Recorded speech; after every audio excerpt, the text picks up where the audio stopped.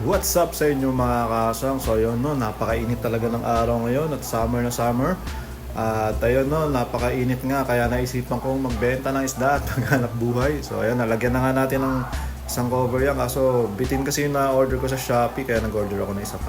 Pantakip doon sa ating gate dahil nga masyadong mainit dito lalo na sa hapon. So ayun guys, no, pakita ko lang yung mga binebenta ko dahil nga mainit yung panahon, ang gaganda ng mga flowon ko ngayon. At marami akong available. So yung ating fry na HB12 available pa rin. At 100 pesos pa rin ang isa niyan sa mga hindi pa nakakuha guys. Marami pa ditong stock. At magaganda talaga yung mga lumalabas dito. Tsatsambahan nyo lang pag fry kasi hindi natin alam talaga kung male yan or female. So yung mga males nga, makikita nyo na pag lumaki na siya ng mga 1 inch. Ganito na itsura niyan. So medyo bubukol na yan. Tapos 2 inches, yun talaga makikita nyo na malaki na yung bukol niya. At pag nag 3 inches pataas, talagang bilog na yun. So ganun yung jeans nitong ating HB12.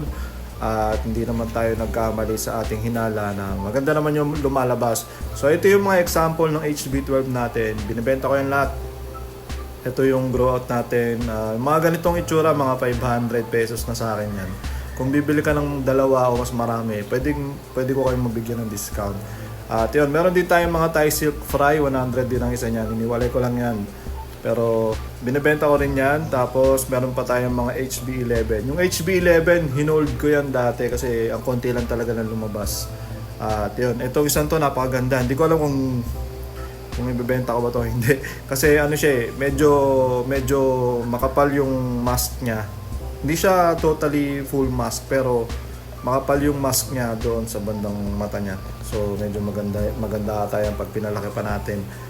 Yun, meron pa tayong mga white eye, meron pa tayong halo-halo Yung mga HB11 kasi white eye yung female nun. At ayan, may mga lumalabas na white eye, may mga red eyes. So itong mga to, 500 lang isa sa akin, mga ganyan itsura na ano na siya. Ito, meron ako white eye. Mga ano yan, mga sure male na yan. Mga may bukol na rin. Papalakihin nyo na lang yan, igugroom nyo na lang yan para lalong gumanda. Meron pa tayo ditong isa na Thai silk. Ang ganda nitong Thai silk na to. Mukha na siyang alien. Kasi medyo full mask din siya. HB11 din galing to guys, no? Medyo full mask na siya. Hindi siya 100% full mask pero full mask na rin. Medyo may konting ano lang yung sa bandang ilong niya, yung may butas dyan. Doon yung medyo hindi na na-cover nung pearls niya. So hindi talaga siya 100% na full mask. Hindi lang natin alam pag nag-groom pa natin yan. So yun, napakarami natin. Meron akong mga fry nga nun. Doon din galing yan guys, yung mga fry nung ating Thai silk. Doon lang din galing yun. Tapos ito HB12. Ayan o, diba napakaganda ng HB12 natin. Para sa akin, as a beginner, pwede to sa beginner, madali siya pauluhin. Tsaka yun nga, pag bumili kayo ng ganito, may ulo na siya. At murang-mura lang, 500 ko lang inawat. Kung hindi nyo kaya ng 500, meron tayong 100. At meron pa tayong mga susunod na fry niyan. Ito naman mga HB11 din ng mga white eye. So yung mga white eye natin, konti na lang yung mga natitira natin dito. May mga grow outs tayo. Kasi may mga ibang naghahanap ng white eye. Ito, mga white eye to, hindi ko lang alam kung female yan. Kasi parang female na may konting cock yan, tapos white eye. Kaya tinatago ko yung dalawa na yan. Kasi baka female yun. At maganda nga yun, i-breed ulit. So, may papakita pa ako sa inyo. Teka lang, nakaharang kasi itong ating Tesla dito. Meron pa ako dito ang HB11 Yan, may tatlo pa ako HB11 dito na tinatago. Yan, mga white eye din yan. Ito na lang yung mga natitira. So, binibenta ko rin naman yan. 500 ang isa. So, mga gusto, meron tayong white eye. Ito isa, hindi pala white eye itong isa na to. Tapos, itong isa na to, yan. Ito yung paborito ko ngayon. So, full mask siya na white eye na hindi ko masyadong pinapakita dahil igugroom ko yan guys at itatago ko yung isa na yan. Titignan natin yan. Palalakihin natin yan hanggang maging full grown, mature male. So yun nga, di pa natin naayos yung project natin dito, unti-unti lang dahil medyo busy tayo ng mga nakaraan. At paunti-unti lang ang galawan natin dito. So ayun yung mga binebenta natin, mga fry. At ano pa ba ang mga binebenta natin dito? Itong ating mga PKBM sa mga naghahanap, binebenta ko na rin itong PKBM, 100 each na lang. Yan, yung mga natira sa akin, PKBM dito, 100 each. So kung bibili kang 3 o 300, compare 200, diba? Napakamura lang. Tapos yun, may mga fry pa tayo na naka-separate dyan. Tingnan natin kung gaganda rin sila. Mga HB, HB12 kasi ang dami ko talaga HB12. Sa mga guppies, hindi ko pa naasikaso yung mga guppies natin. So, konti na lang din talaga yung mga guppies natin kaya hindi ko na masyadong tinututukan yan. Yan yung mga, ito yung mga huli kong binili. Yan, hintay natin mag-mature at manganak. Tapos meron pa tayo dito mga Dumbo Ear, mga Platinum Dumbo Ear, Koi, DSS yan, meron pa. Tsaka na natin asikasuhin yan. Tapos yan, may mga female din ako dito para sa mga maghahanap. Ito hindi pa mga sure female yan kasi maliliit pa eh. Pero kailangan natin hintayin mga 6 months, ganun. Kung mga ingitlog yung mga yan. Para pag may naghanap sa atin, may mabibenta tayong mga mga female din. So yun, tuloy-tuloy lang ang ating pag-iisda. Yung ating nga palang update ko na rin kayo doon sa ating blue polar. Yan, nagtago yung male. Sinama ko na yung male, yung natira nating male. Bali, anak na yan ng female.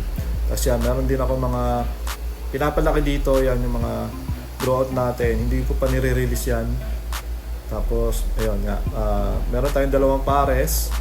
Ito yung isang pares natin na nanganak pa ulit. So, yung huling anak nila, hindi ko na hiniwalay. Tapos, medyo kumonti kasi yun eh. So, hindi ko na pinansin. Tapos, nanganak na naman. Nangitlog na naman sila. So, nag-hatch na naman. Ayan, may mga nakikita naman akong fry. Hindi ko maintindihan talaga guys eh. Minsan, ang daming nakakasurvive. Minsan, walang nakakasurvive. Minsan, konti lang. So, pinag-aaralan ko pa rin, no? Talaga namang ganun ang pag-iisda. Lagi kang mag-aaral. Iba-iba din kasi ang ugali ng mga yan. Minsan, hindi natin maintindihan. At kung ano yung mga nangyayari. So ayun, meron pa tayong beta pala dito, no. Itong beta na to, anak na to nung na-breed natin noon. Tanda na to, mga 1 year old na yan. May isang pares pa ako dito. Subukan kaya natin i-breed. Try natin soon, no. So yun mga kasang, no. Update ko na rin kayo. Baka na-curious na kayo kung ano yung tsura ng mga fry natin. Ito yung huling batch natin. Hindi pala to huli. Batch 4 na yata to na HB12. Ito yung huli. So yung huli natin na pinakita ko sa inyo nung nag-wigglers, ayan, lumalangoy na sila at kumakain na to ng BBS. So mabilis na yan. Pag kumain ng BBS yan, mga 2 beses ko lang papakainin ng BBS. 2 hatch lang. So mga 5 days lang papakainin ko silang BBS. Tapos tatry ko na sila na mag 2BFX. Tapos yun nga, pag nag 2BFX na, mabilis na lalaki ng ganito yan. At magre-release ulit ako ng wholesale niyan siguro next month. Tapos yun, no, yung ating NMAX, yung binigay sa ating Reborn Crossbreed. Grabe, nilagay ko lang siya sa 15 gallons. Parang mas gusto niya dyan sa 15 gallons at yun nga, gumanda yung itsura niya. Bumilog yung cock niya. Ganyan na itsura niya. Kasi di ba ito nga yung lagi na-stress. Ang bilis may stress niyang na yan flower na yan. Pero dito hindi siya na-stress kasi siguro dahil nasa sulok siya. Hindi natin maintindihan. Kasi kung ililipat ko yan, may stress na naman yan at papangit na naman yan. So itong ating mga breeder, ito yung nanay-tatay ng ating HB12. Magkasama pa siya ngayon kasi mag-aayos ako ng mga 20 gallon tanks. So itong dalawang to, pag pinagtatabi ko yan, hindi talaga sila okay. So ayan, na-stress sila. So kukunin ko yung stand niyan, meron pa tayong stand doon sa baba. Lilipat ko sa labas, doon sa harap. Tapos tingnan natin kung kailangan natin bumili pa ng aquarium para mapuno natin yung set doon sa harap.